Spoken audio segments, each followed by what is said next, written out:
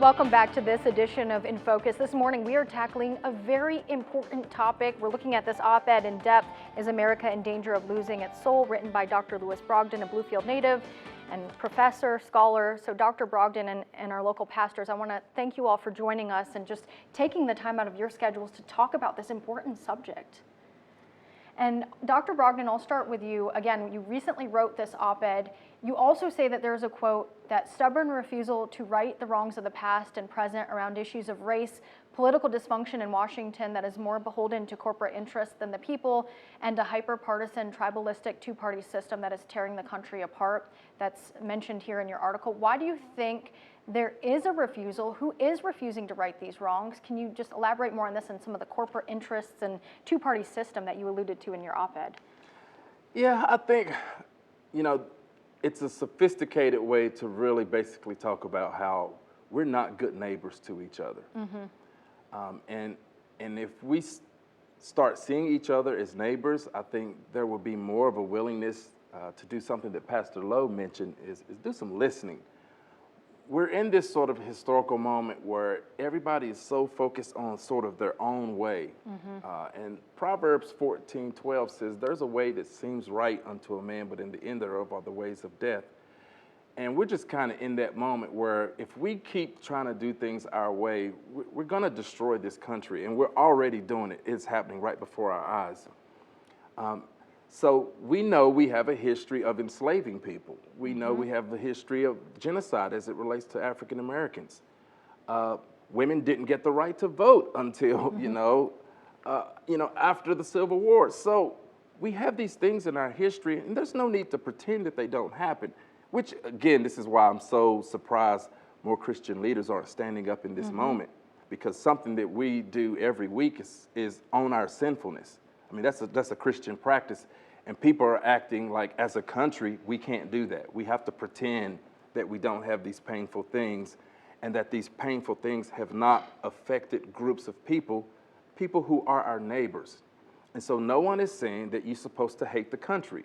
We're saying you have to be honest about what has happened, and how do we work together to build something different. That's really all it comes down to it. But there are people who absolutely refuse to do that.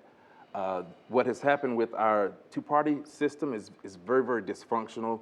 It's almost become very, very tribalistic. And so you ought to see some of the data and the research in social psychology on that. And so I'm just trying to, again, encourage us. How do we find a way to inspire the best of us so that we can build a better country where we can all live in peace and thrive together?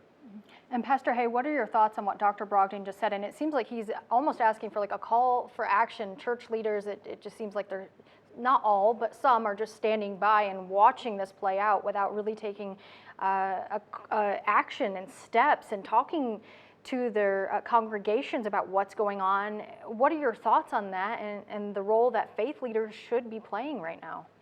Well, you said something real important. You said it's a call to action.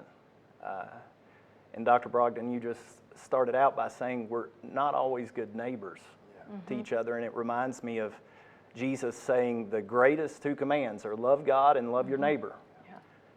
But then the response was, well, who's my neighbor? Right. Almost like sometimes we try to find a loophole. Well, who's that? And do I love them? Yeah. Depending on who my neighbor is. Right. And that kind of goes back to the other or the two tribes. But Jesus' answered in response was a story of action. And there was a man that came into town. He was robbed and beaten up, and he was laying in the street suffering, and three people passed by, a priest, a Levite, and a Samaritan. And the first one that passed by, the priest, it's like he doesn't see the suffering. Maybe he's too busy. The Levite passes by, and it says he sees it, but he keeps going. And that makes me think that maybe the cost was too high. But the Samaritan stops, and he puts the person that's suffering, he puts his need ahead of his own. And one of the things that you ask, too, is who is the ones that's refusing to acknowledge the issues that we've had in America? And you mentioned a lot of the history and the different things that have happened, and who is refusing to act. And when I think of that story of the Good Samaritan, there were two that didn't act, and I got to say, the person refusing, sometimes it's been me. And I haven't always acted with the kind of love that I should have as a pastor. And I've got to first look at that and prayerfully be more like the Good Samaritan and respond and put others' needs before my own, and not be too busy to see what's really happening.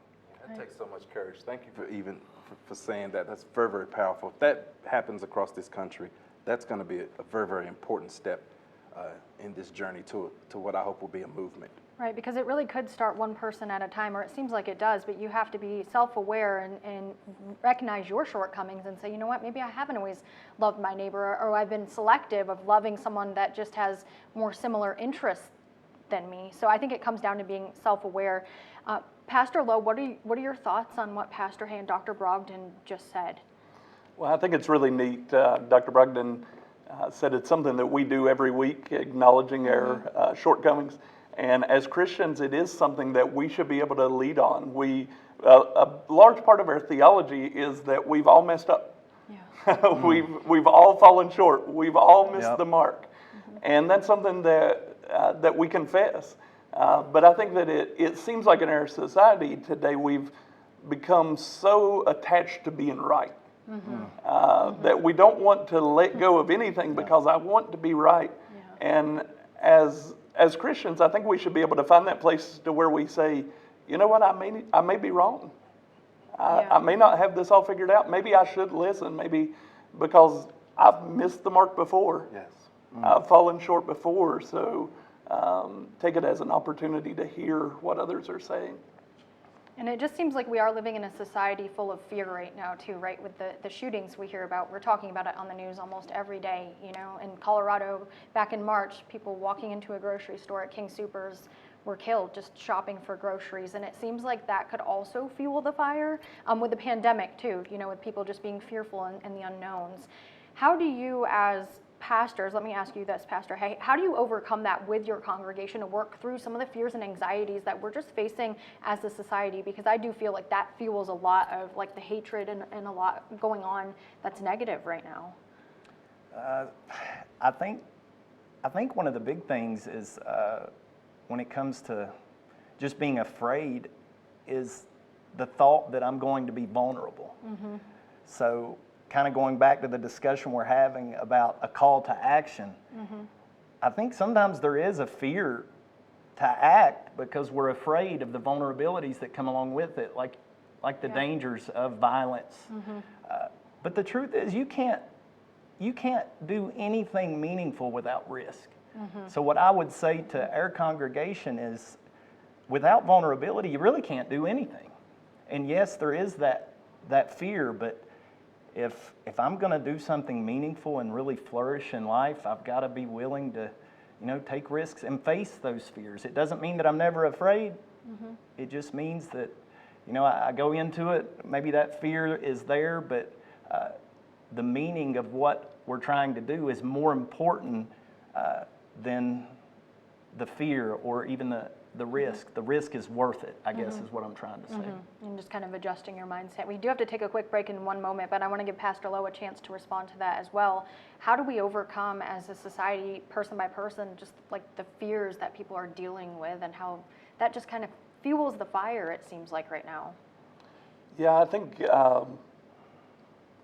that's such a hard question to answer, and I think that Dr. Brogdon does a good job in the article of pulling us deeper than just the surface level issues, the things that we're seeing.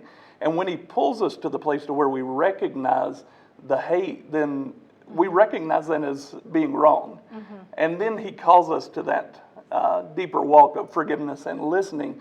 And I think it's much easier to take courageous steps when we really believe in what we're doing. So it's a call to virtue, to being a virtuous nation, to being virtuous people. And when we feel like we have that kind of a call on ourselves, then we're more likely to step into the things that we may would have avoided before. Important topic. Well, we have to take one more quick break. We have much more to talk about. We'll be right back after this.